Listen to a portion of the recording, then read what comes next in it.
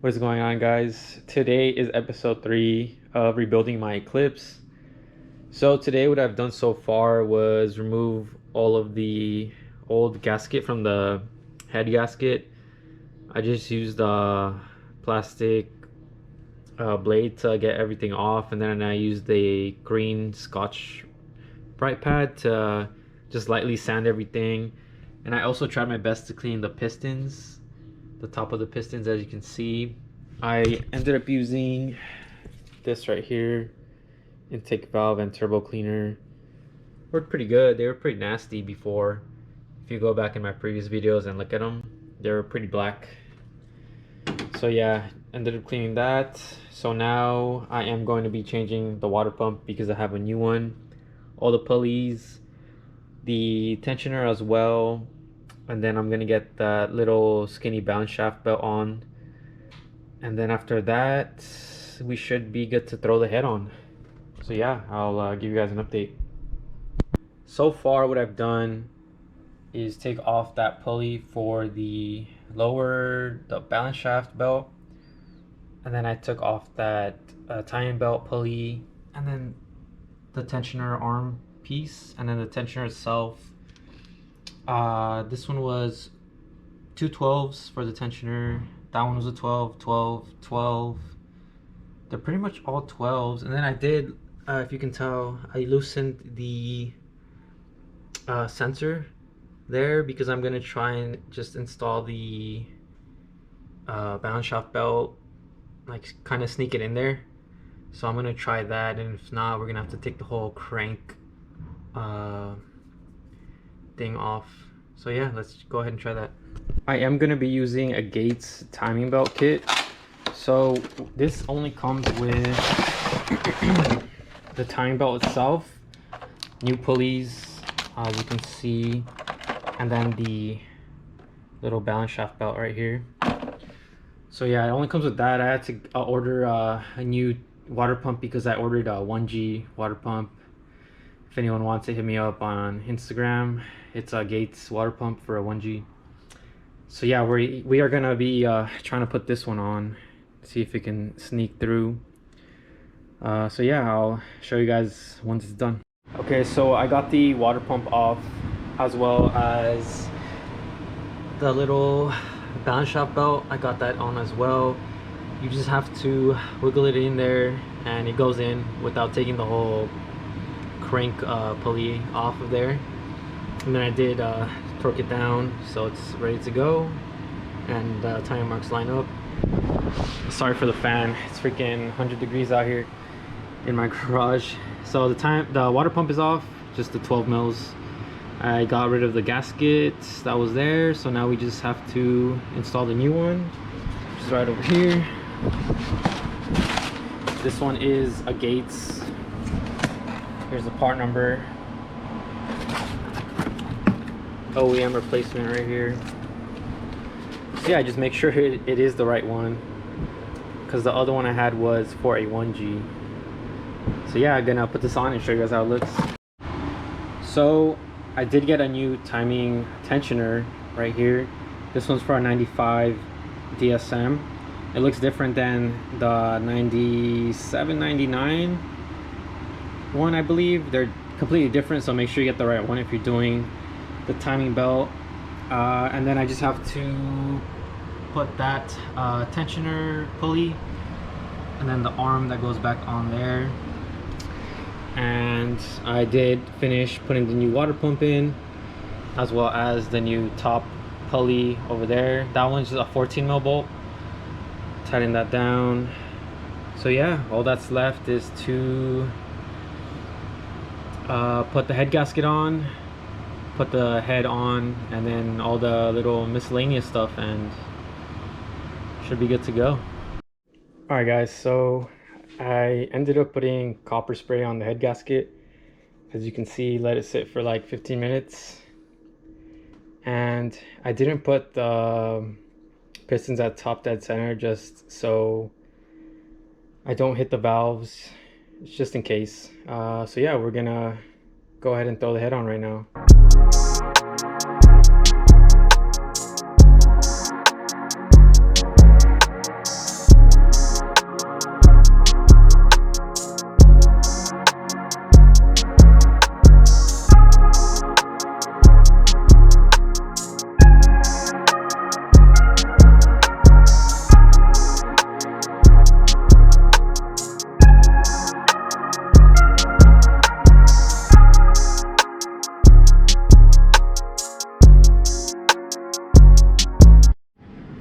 right, so it's the next morning. I ended up having to leave the head just on top of the block without torquing down the head bolts because I lost my 12 mil socket somewhere. I don't know what happened to it, so I had to wake up early and go to the store to buy a new one. Went to Harbor Freight, and I also bought this paint marker because I'm using OEM head bolts. So for these, you first have to torque them to 58 foot-pounds of torque, and then you loosen them, and then you have to tighten them to 14.5 foot-pounds, which is what I just did. And then we're gonna have to do two 90-degree turns. So that's what the pen is for, so you can just mark a line like straight across like this, and then the first turn it's gonna end up like that. The last 90-degree turn is gonna end up just like that. So yeah, I'll go ahead and mark these and then we'll get to torquing these down. Alright, so as you can see, I marked all the lines just with a straight line just like that.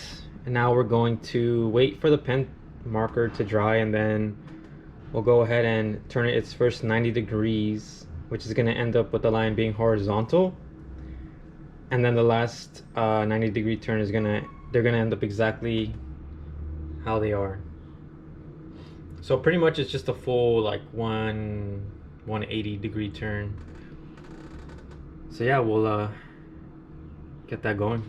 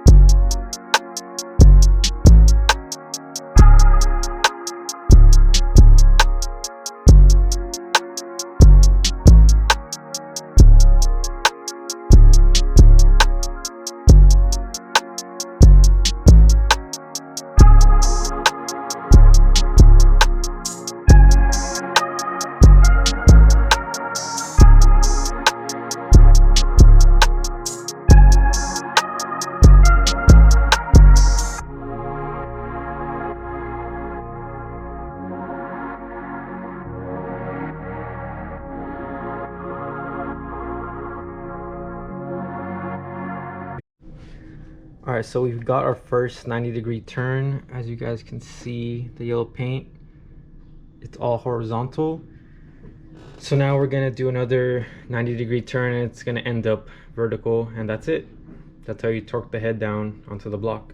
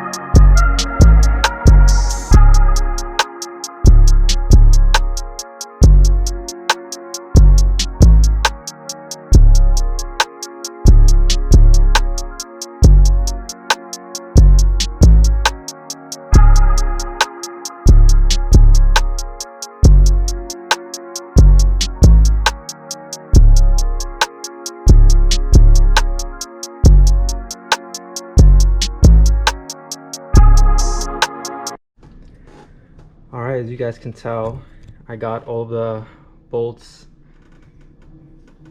nice and straight, all of them. They're all vertical, as you can see. I recommend using a paint pen because it does help making sure they're all nice and straight. So yeah, that's it for the head. Now we just gotta throw on the lifters, the rocker arms, the cams, and the cam caps. But first I'm going to be putting the lifters into oil so they can soak. So yeah, we'll get to that. So as you can see, I ended up putting together the head. I put some new cams in here. These are BC 272 cams, and I put new lifters, and I got the cams in, the cam gears in, and I bought this from STM Tunes. It's a cam gear holder, so it doesn't move when I go and put the timing belt on this car. So yeah, right now I have the water pump stuff, not the water pump, but where the hose is attached to. Put some black RTV on there, letting it sit for a little bit. Then we're just gonna bolt it up to the block over here. And yeah, this is gonna conclude episode 3 of the Eclipse build. And on the next episode, we should get the timing belt on and connect all the wiring, get the turbo in there, and then should be good to start this car back up, and hopefully it doesn't blow up. I'll see you guys on the next one.